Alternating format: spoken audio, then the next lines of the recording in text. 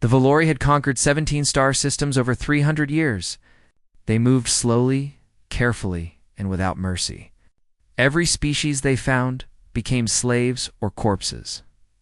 There was no third option. Their empire stretched across the galaxy like a dark stain, and they believed nothing could stop them. When their scouts found a stable wormhole at the edge of the Orion Arm, High Commander Zethric saw it as a gift from the universe. The gate led to a small blue planet circling an ordinary yellow star. The inhabitants called their world Earth. Zethric studied the planet for 6 months before ordering the invasion. He watched their primitive rockets struggle to reach their own moon. He listened to their scattered radio signals. He observed their small space stations floating in low orbit. He concluded that these creatures were nothing. They were soft. They were weak. They would make excellent slaves. He assembled an invasion fleet of 300 cruisers, 50 dreadnoughts, and his personal flagship, the Eternal Dominion. It was the largest force the Valori had ever sent against a single world. Zethric wanted to make an example of Earth. He wanted the galaxy to remember what happened to species that existed in Valor space without permission. Admiral Patricia Cole was sitting in her kitchen in Virginia when the sky split open. She had just poured her second cup of coffee and was reading reports on her tablet when her phone rang. It was her aide, screaming something about Washington. Patricia looked out the window and saw the tear in the sky. A massive wound in space itself, ringed with crackling violet energy, had opened directly above the Capitol. Through it poured ships unlike anything humanity had ever seen. They were black and angular, covered in strange symbols that seemed to move and shift. They blocked out the sun as they descended. The first plasma bombardment hit the National Mall at 9:47 in the morning. The blast vaporized everything within 2 miles of the impact point. The White House, the Capitol building, the monuments, the museums. And nearly 100,000 people ceased to exist in less than a second. More blasts followed. The Pentagon, Arlington, Georgetown. Every 30 seconds. Another section of the Capitol vanished in purple fire. Patricia ran to her car and drove toward the nearest military base while the world burned behind her.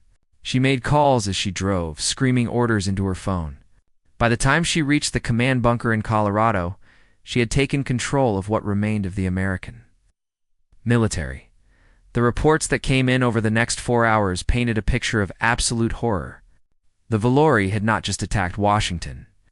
They had struck London, Paris, Moscow, Beijing, and Tokyo simultaneously. Major cities across the globe were burning. The death toll was climbing by the minute, but as Patricia coordinated the response, she noticed something strange. The Valori were not landing ground troops. They were not demanding surrender. They were simply destroying everything they could reach from orbit, as if they were exterminating insects. And that made Patricia very, very angry. "Get me everyone with launch authority," she said to her aide. "Every country. Every weapon. I want everything we have pointed at those ships in the next 30 minutes. Her aide hesitated. "Admiral, our missiles are designed for targets on Earth. We have never tested them against ships in orbit. We do not know if they will work." Patricia looked at the screen showing the devastation in Washington. Her daughter had lived there. Her grandson had just started first grade at a school 3 blocks from the White House. "Then we will find out," she said. The Valori had shields that could stop energy weapons, kinetic rounds, and plasma fire. They had armor that could withstand direct hits from asteroid fragments. They had been fighting wars across the galaxy for 3 centuries, and they had seen every weapon that every species had ever created. They had never seen nuclear weapons. Humanity had spent 60 years building devices designed to destroy itself. They had created bombs that could level cities, missiles that could travel across continents, and warheads that could crack the planet in half. They had built enough destructive power to end all life on Earth several times over. And now, for the first time, they had a target that was not themselves. 97 nuclear warheads launched from silos across the globe. They rose through the atmosphere on trails of fire and smoke. They adjusted their trajectories in the cold vacuum of space. and they struck the Valerie fleet with the combined fury of a species that had spent its entire existence preparing for war. The first explosion caught High Commander Zethric completely by surprise. One moment, the cruiser Veth Prime was firing on a population center in Asia. The next moment, it was gone, replaced by a ball of nuclear fire that expanded outward in the silence of space. More explosions followed. The Valori shields, designed to stop directed energy weapons, could not handle the raw physical force of nuclear detonations. The armor, built to deflect kinetic impacts, crumpled under the heat of artificial suns. Ships that had conquered dozens of worlds died in seconds. Broken apart by weapons that the Valori had never imagined, 43 Valori vessels fell burning from the sky. They crashed into oceans and mountains and cities, causing even more destruction on the ground. But they were dead. They were falling. Zethric stood on the bridge of the Eternal Dominion and watched his fleet die. He had conquered 17 star systems. He had never lost a single ship in combat. And now, in less than an hour, primitive species with chemical rockets had destroyed more Valori vessels than all other enemies combined. How? He whispered, "How is this possible?" His tactical officer had no answer. The data on the screen made no sense. These creatures had built weapons specifically designed to destroy their own kind. They had created devices of pure annihilation and kept them ready for decades. What kind of species did that? The kind of species that the Valori should never have attacked. "Full retreat," Zethric ordered. "All ships through the gate." Now, the remaining Valori vessels turned and fled toward the wormhole. They abandoned their attack, leaving behind the burning wreckage of their comrades. They ran from a planet that they had expected to conquer in hours. Patricia watched them go from the bunker in Colorado. The screen showed the alien ships disappearing through the purple tear in the sky. Behind them, they left a world in ruins. 2 million people were dead. Cities were burning. The sky was filled with smoke and ash. But humanity had survived, and humanity was angry. "Track that gate," Patricia said. "Find out where it leads." Her aide looked at her with wide eyes. "Admiral, you cannot be serious. We just barely survived. We cannot follow them through." Patricia turned to face him. Her eyes were cold and hard. "They killed my family," she said. "They killed millions of our people, and they thought we would just accept it. They thought we would bow down like every other species they have conquered." She looked back at the screen, where the last Valori ship was vanishing through the gate. "They were wrong. Prepare everything we have left. We are going through that gate, and we are going to make them pay for every single life they took." The gate remained open, pulsing with violet light. On the other side, the Valori were already celebrating their escape. They did not know that. Humanity was coming for them. The Valori believed the gate would save them. They had retreated through it with their surviving ships, leaving behind the burning ruins of their invasion force. They expected the primitive humans to stay on their damaged world and count their dead. They expected fear to keep the savages in their place. They were wrong about everything, Captain. Daniel Marsh stood on the bridge of the Defiance as it approached the gate. The ship had been a cargo carrier 3 weeks ago. Now it bristled with nuclear warheads, railguns, and every weapon that humanity could bolt onto its hull. It was ugly and rough and held together with welding and hope. It was also the first human vessel designed for interstellar war. Behind the Defiance came 12 more ships. They were passenger liners and freight haulers and research vessels, all converted into weapons of vengeance. They carried soldiers, pilots, engineers, and scientists. Every person aboard had volunteered for what might be a one-way mission. "Take us through," Daniel ordered. The gate swallowed the Defiance in a flash of violet light. For a moment, the crew felt nothing. Then they emerged on the other side, and everything changed. The stars were different. The constellations that humanity had watched for thousands of years were gone, replaced by alien patterns that no human had ever seen. A massive red sun dominated the sky, and orbiting it was a world of impossible beauty. Valor Prime was a paradise. Floating cities drifted through pink clouds. Crystal towers rose from islands of white stone. Rivers of liquid silver flowed through gardens of blue and gold. It was the heart of the Valori Empire, the crown jewel of 17 conquered star systems. It was also the home of the creatures that had killed 2 million humans, the Valori. Orbital Defense Network detected the human ships immediately. Warning signals flashed across the system. Defense platforms activated. Patrol vessels moved to intercept. But the Valori were not ready for what came next. The Defiance launched its first wave of missiles. Before the patrol vessels could reach firing range, the warheads were not nuclear this time. They were kinetic impactors, simple chunks of metal accelerated to incredible speeds. They hit the Valor ships like hammers striking glass. 3 patrol vessels died in the first volley. 4 more fell to the second. The Valori returned fire with plasma cannons and particle beams, weapons that had destroyed countless enemy fleets. But the human ships kept coming. Spreading out and dodging and refusing to die, Sergeant Linda Vasquez was aboard the 3rd human ship to enter the atmosphere of Valor Prime. Her drop pod was a modified escape capsule, barely large enough for 1 person and their weapons. It screamed through the pink clouds and crashed through the glass ceiling of a Valor. Administrative Center Linda climbed out of the wreckage with a rifle in her hands and rage in her heart. Her brother had worked in the Pentagon. Her parents had retired to a suburb of Washington. She had lost everyone she loved in the first 30 seconds of the invasion. The Valori soldiers in the building were tall and thin, with gray skin and large black eyes. They wore armor that looked like polished obsidian. They carried weapons that glowed with inner fire. Linda shot the first one before it could raise its gun. She shot the second as it tried to run. She moved through the building like a storm, killing everything that wore Valori armor. 19 soldiers died before reinforcements arrived. Linda took cover behind an overturned desk and waited for them. They came in a wave. 20 soldiers with heavy weapons and tactical shields. They thought their numbers would save them. They thought 1 human could not possibly stop them all. Linda had brought grenades. The explosion killed 8 soldiers instantly. The survivors stumbled through the smoke and fire, disoriented and confused.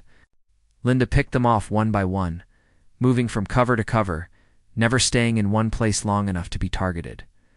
When the last Valori fell, Linda stepped over the bodies and continued deeper into the building. She was looking for something. Someone. The Valori High Council convened an emergency session as the human salt spread across the planet. Supreme Arbiter Thelnus demanded answers from his generals. How had this happened?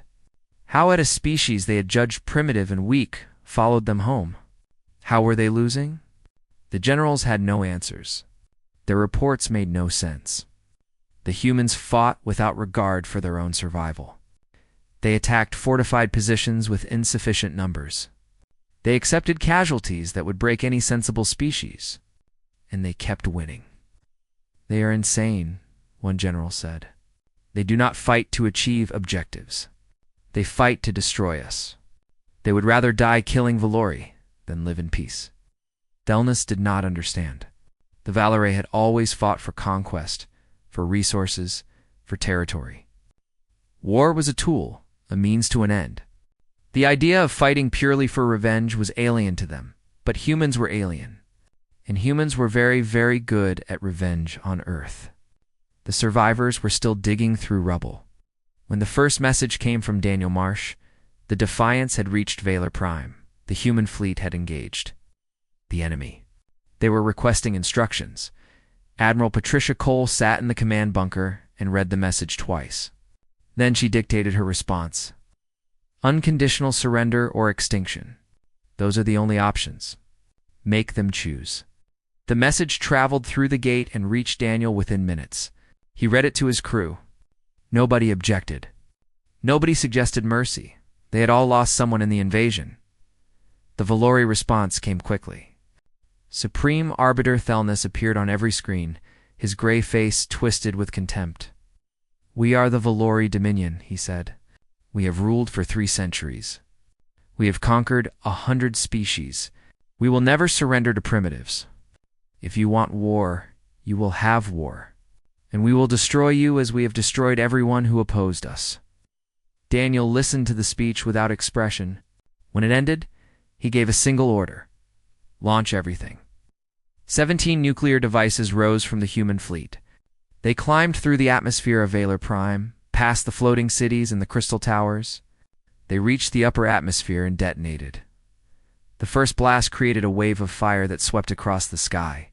The floating cities, supported by technology that required stable atmospheric conditions, began to fall. The second blast expanded the destruction, catching more cities in its radius. By the fifth blast, the sky itself seemed to be burning. The crystal towers shattered. The silver rivers boiled. The gardens of blue and gold caught fire and burned. 40 million Valori died in a single afternoon, killed by the same nuclear fire that had destroyed the invasion fleet. Linda Vasquez watched the destruction from a window in the administrative building. She had found what she was looking for.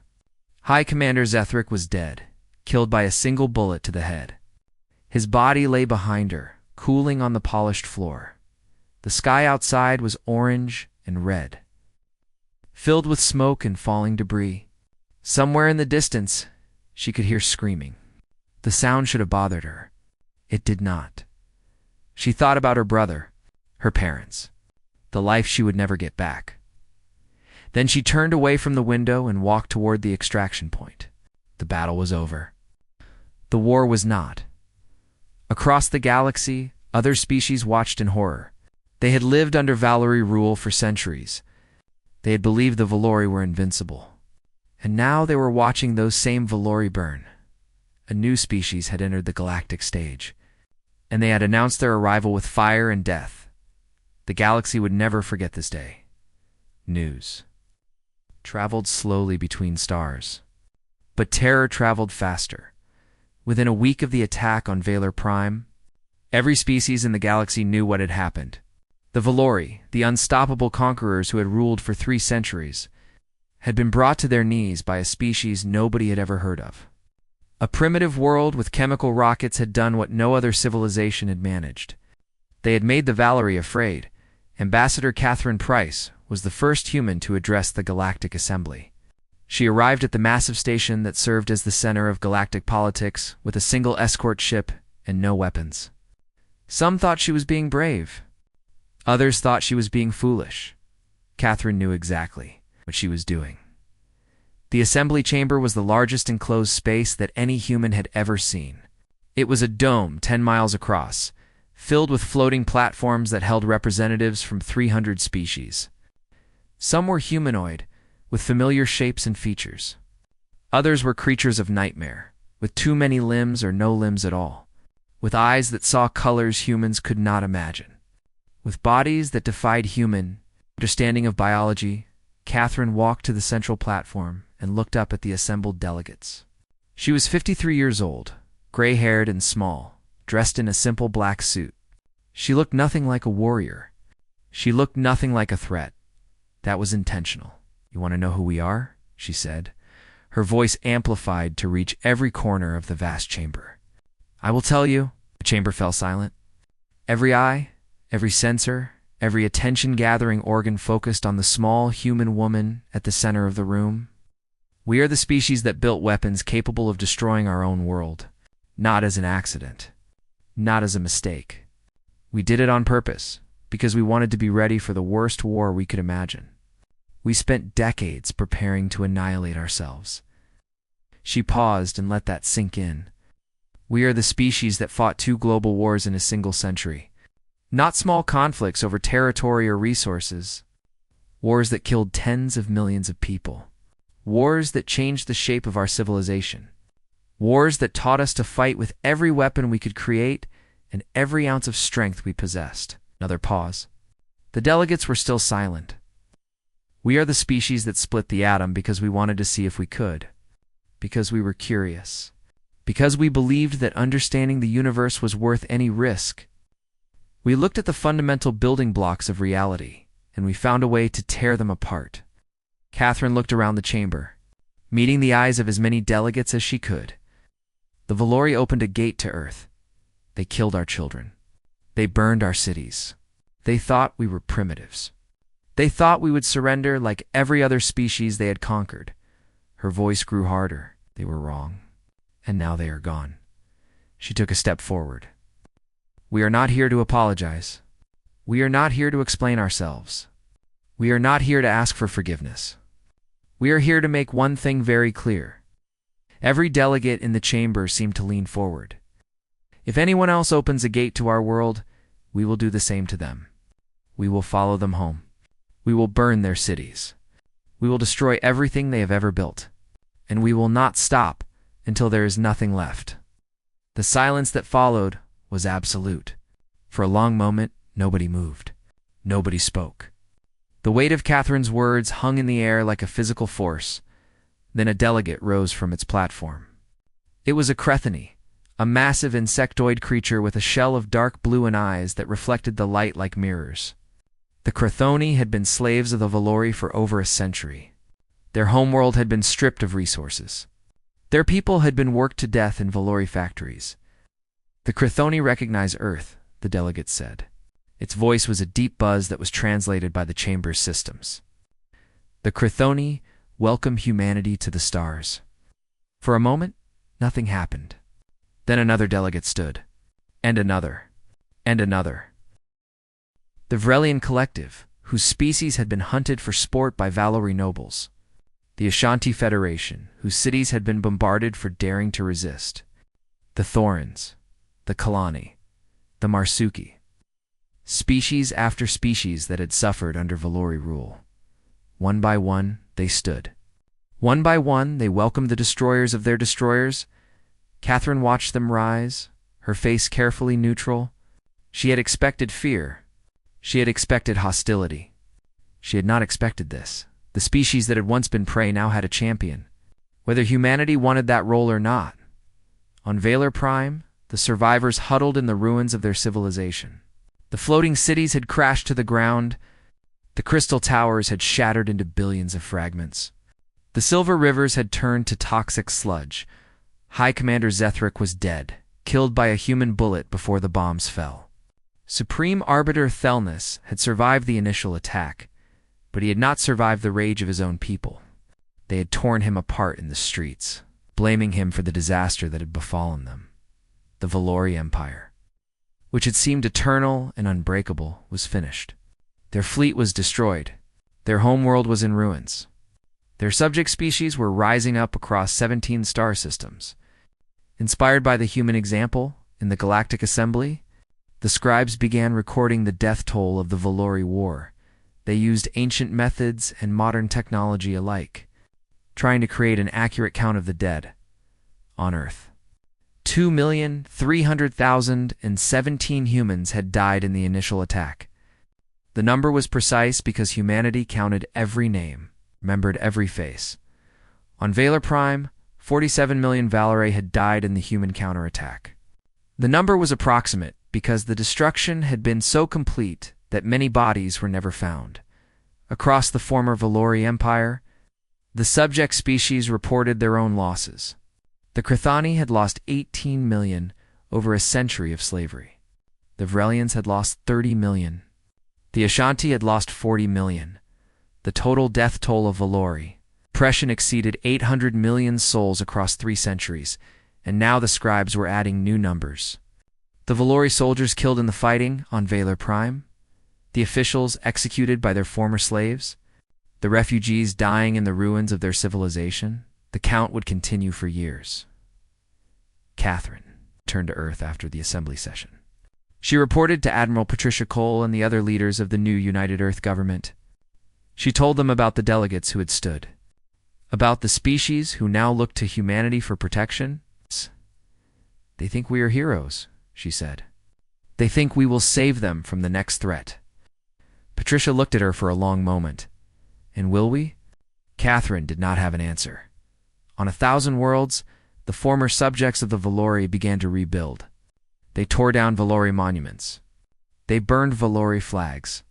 They celebrated their freedom with joy and terror in equal measure. Joy, because they were finally free. Terror, because they knew what freedom had cost. And somewhere in the depths of space, the ancient gates still pulsed with violet light. The pathway between Earth and the galaxy remained open. Humanity had crossed it once in anger. They would cross it again. 5 years after the gate opened, humanity had spread across 8 star systems. The expansion was not planned. It simply happened. The Valori territories had no rulers anymore, and someone needed to fill the void. The former slave species had neither the ships nor the experience to govern themselves. They looked to the humans who had freed them, and the humans found themselves unable to refuse. Commander Gregory Hughes stood on the bridge of the exploration vessel, Horizon, as it charted new worlds beyond the former Valori territories. The ship was beautiful, designed from the ground up for interstellar travel rather than converted from a cargo hauler. It represented 5 years of learning and building and growing. His crew of 300 included humans from every nation on Earth. It also included Crethani engineers, Varelian navigators, and representatives of a dozen other species. The Horizon was the first truly multi-species vessel in galactic history, a symbol of the new order that was emerging from the ashes of the old. Dr. Maria Santos worked in the xenobiology lab on the lower decks. She was 41 years old, with dark hair going gray at the temples and eyes that had seen too much suffering. She had lost her entire family in the Washington attack. Her husband, her 2 children, her parents, and her sister had all died in the first plasma bombardment. For 3 years after the attack, Maria had wanted nothing but revenge. She had worked on weapons research, helping to create the devices that had destroyed Valor Prime. She had celebrated when the floating cities fell, but time had softened her rage. Now she studied alien life forms and tried to understand the galaxy that humanity had inherited. She was still broken, but she was trying to heal. The Horizon discovered the ruins on the 7th month of its mission. They were on a dead moon orbiting a cold gas giant, far from any inhabited world. The structures were ancient beyond measure, built by hands that had turned to dust long before the Valori had even evolved. Maria led the team that explored the ruins. They found corridors filled with strange machinery, chambers decorated with symbols that no translator could decipher, and finally, a vast archive that still functioned after millions of years. The archive contained records in hundreds of formats. Most were incomprehensible, but some could be translated, and the story they told changed everything. The Valori were not always conquerors, Maria reported to Commander Hughes. According to these records, they were refugees. Hughes looked at her with surprise. Refugees from what? Their original homeworld was destroyed by a natural disaster. A gamma ray burst from a nearby star. The entire surface was sterilized. Only a few thousand Valori survived, fleeing in whatever ships they could find. Maria brought up images on the bridge's main screen. They showed the Valori homeworld before the disaster. A green and blue planet not unlike Earth. They showed the flash of light that killed billions.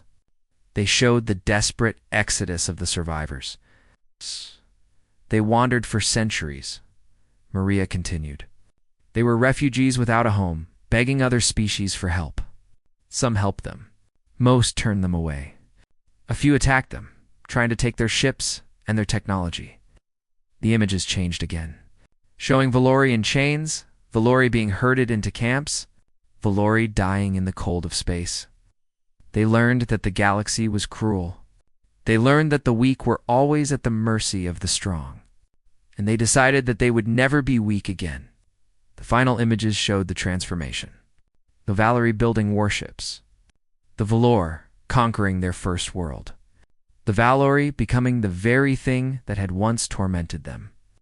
They became conquerors because they were afraid, Maria said. They built an empire because they believed it was the only way to survive. Hughes was silent for a long moment. Then he asked the question that Maria had been dreading. Does this change anything? Maria thought about her family. She thought about the millions who had died on Earth. She thought about the 47 million Valor who had died on Valor Prime.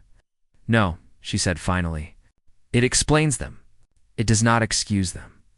She presented her findings to Admiral Patricia Cole via long-range communication. Patricia listened to the entire report without interruption. When it was finished, she asked the same question that Hughes had asked. Does this change anything? Maria gave the same answer. Patricia nodded slowly. You are right. Understanding why they did what they did does not bring back the dead, It does not heal the wounds. But it does teach us something important. What is that? That we could become like them. That fear and pain could turn us into monsters. That we need to be careful about what we become. On the diplomatic front, Ambassador Catherine Price was negotiating the terms of the Galactic Compact. The new alliance would replace the Valori Dominion with something better. A voluntary federation where species joined by choice rather than force. The former subject species were eager for protection. They had lived under Valori rule for so long that they could not imagine surviving on their own. They wanted humanity to lead them, to defend them, to tell them what to do. Humanity was reluctant to accept that role. "We did not ask for this," Catherine said to the assembly. "We did not want to be conquerors or rulers. We only wanted to defend ourselves," the Crethany delegate responded. "But you are what you are. You destroyed the Valori. You ended centuries of tyranny. Whether you wanted it or not, you are now the most powerful species in the galaxy. The question is not whether you will use that power. The question is how." Catherine had no answer to that. Gregory and Maria stood together on the observation deck of the horizon one night, watching the stars drift by. They had become close over the months of the mission, drawn together by shared loss and shared hope. "We did not ask for this," Gregory said, echoing Catherine's words. "We did not want to be warriors." "But we are," Maria replied, "and now we have a choice. We can become like the Valori, ruling through fear and force, or we can become something better, something the galaxy has never seen." "And what is that?" Maria thought for a long moment. "Protectors, not conquerors. Leaders, not tyrants. We can build something new. Something that learns from the mistakes of the past." Gregory looked at her. "Do you think we can do that? After everything that has happened? After all the death and destruction?" Maria remembered her family. She remembered the rage that had consumed her for 3 years. She remembered the satisfaction she had felt watching Valor Prime burn. "I do not know," she admitted. "But I think we have to try. Because if we do not, then all of this was for nothing. All the death, all the suffering, all the pain. It will just continue forever, one empire rising and falling after another until there is nothing left." The horizon continued its journey into the unknown. Behind it, humanity was spreading across the stars, building colonies and forging alliances and trying to figure out what kind of species they wanted to be. The galaxy was watching. The galaxy was waiting, and humanity was making choices that would echo through eternity. 20 years after the gate opened, the monument was finally complete. It stood in the center of Washington, D.C., rebuilt from the ashes of the attack. The city around it was new, constructed with a mixture of human and alien technology. Towers of glass and steel rose beside structures of Crethany, crystal, and Vrelian living metal. It was a city for all species, the symbol of the Galactic Compact that had replaced the Valor Dominion. But the monument itself was purely human. It was a simple black wall, 10 miles long, curving through the heart of the city like a dark river. On its surface were inscribed the names of every human killed in the Valori invasion. 2,300,017 names, arranged in alphabetical order. Each one engraved with perfect precision. Admiral Patricia Cole attended the dedication ceremony.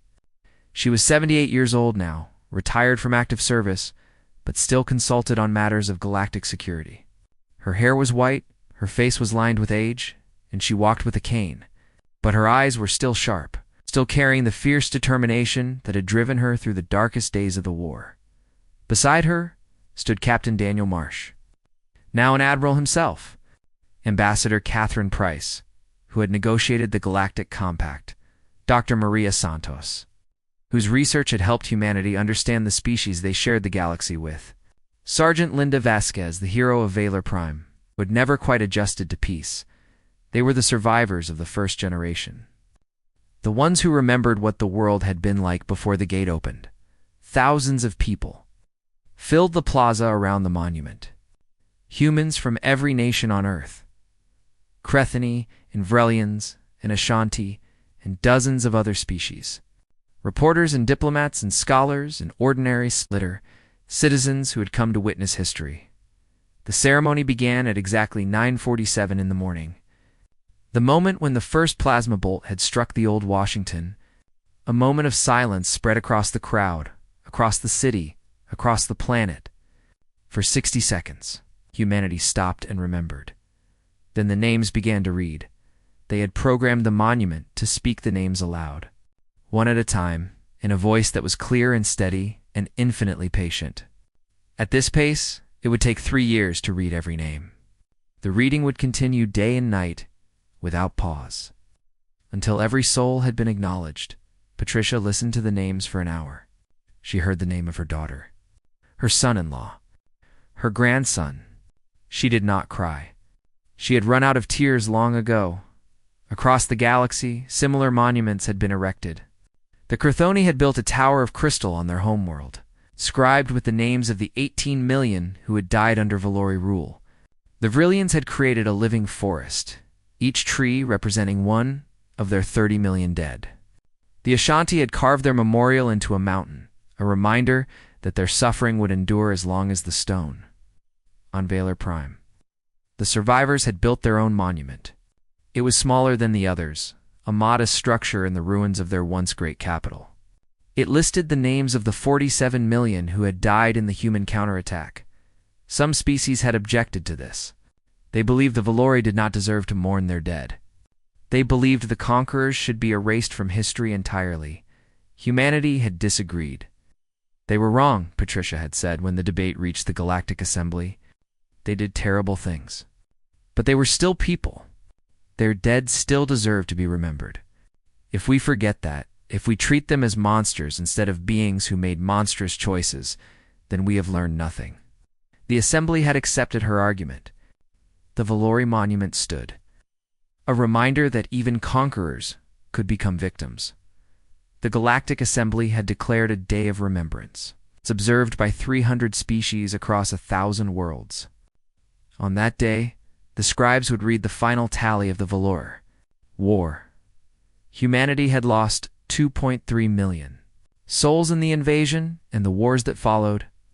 The Valore had lost 47 million in the destruction of their homeworld and the collapse of their empire, the former slave species, liberated by the fall of the Dominion, had suffered a collective death toll of over 800 million across 3 centuries of oppression. The total exceeded 850 million dead, and somewhere in the depths of space, the ancient records discovered by the horizon whispered of wars even older. Species that had risen and fallen before the Valori were born. Empires that had ruled for millennia and then vanished without a trace. A galaxy soaked in blood since the first star ignited. The count of the dead stretched back billions of years. It would stretch forward into eternity. After the ceremony, Patricia walked alone along the length of the monument. She traced a name with her finger, feeling the cool stone beneath her touch. Her daughter. 20 years dead. Still missed. Still loved. A reporter approached her, accompanied by a hovering camera drone. "Admiral Cole," the reporter said, "you have been called the architect of the Galactic Compact, the defender of humanity, the leader who guided us through our darkest hour. Looking back on everything that has happened, do you have any regrets?" Patricia did not answer immediately. She looked at the wall of names, at the tens of thousands of lives represented by simple letters carved in stone. "I regret that they died," she said finally. "I regret that we could not save them.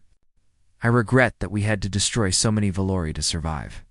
I regret that we built a galaxy on a foundation of blood and fire." The reporter pressed on. "But you did what you had to do. You saved humanity. You freed the slave species. You created a new order that has lasted for 20 years. Patricia turned to face the camera. "Yes," she said. "We did what we had to do, but that does not mean I am proud of it. It does not mean I celebrate it. It means I accept it. There is a difference." She looked back at the monument. "Was it worth it?" the reporter asked. Patricia was silent for a long moment. Behind her, the names of the dead stretched toward the horizon. "Ask me again in 100 years," she said. "When we know what kind of galaxy we have built, when we see whether humanity becomes protectors or tyrants, When we learn whether the sacrifices made by these 2 million souls led to something better or just more of the same, the reporter had no response. On that day, and every day since, the galaxy still counts the dead. The scribes record every life lost to war and oppression and disaster. The monuments grow longer, the numbers grow larger, and humanity stands watch at the gate, ready for whatever comes next. Not because they want war, not because they seek conquest, not because they enjoy destruction, but because they remember what happens when they are not ready, because they carry the weight of 2 million names on their shoulders, because they have seen what the galaxy does to species that cannot defend themselves. 20 years after the gate opened, humanity had spread across 8 star systems. They had built colonies and stations and outposts. They had forged alliances and treaties and trade agreements. They had become a power in the galaxy, respected and feared in equal measure. But they had not forgotten. Every human child learned the history of the invasion. Every human soldier trained to fight enemies from beyond the stars. Every human leader remembered the price of being caught unprepared. The Galactic Compact flourished. The former slave species rebuilt their civilizations. The Valerie survivors found new homes on distant worlds, quietly living out their days under the watchful eyes of those they had once oppressed, and the gate remained open, pulsing with violet light, a pathway between worlds. A reminder of the day when everything changed. Patricia Cole died peacefully in her sleep. 3 years after the dedication ceremony, she was buried in a small cemetery in Virginia, not far from the house where she had been drinking coffee when the sky split open. Her gravestone was simple, bearing only her name and 2 dates. But across the galaxy, monuments were erected in her honor. The Crethani built a statue of her on their homeworld. The Vrelians named a star system after her. The Galactic Assembly declared a day of mourning. She had been a warrior, a leader, and a builder. She had done terrible things for necessary reasons. She had carried the burden of command through the darkest hour in human history. And in the end, she had tried to build something better. The galaxy still counts the dead. The monuments still grow. The names still echo through history. But alongside the dead, the galaxy also counts the living. The children born on 100 worlds. The cities rising from ashes. The hope that somehow, someday, the counting will stop.